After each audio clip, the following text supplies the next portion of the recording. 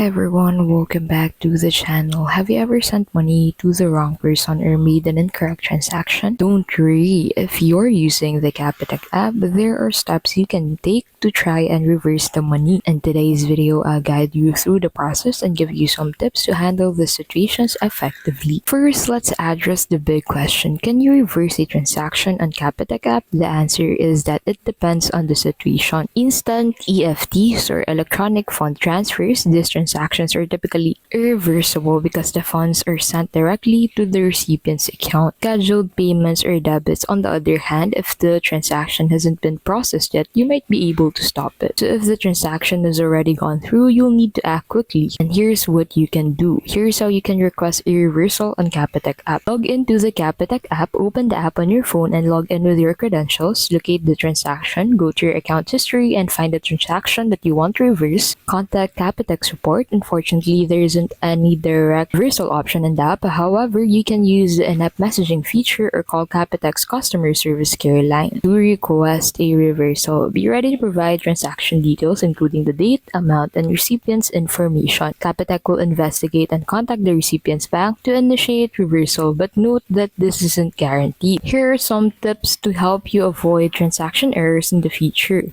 First, double-check recipient details before sending money. Use the Save Beneficiary feature for recurring payments. For large payments, send a small test amount first. Avoid rushing through transactions. Take your time to review all details. And that's how you can try to reverse money on the Capitec app.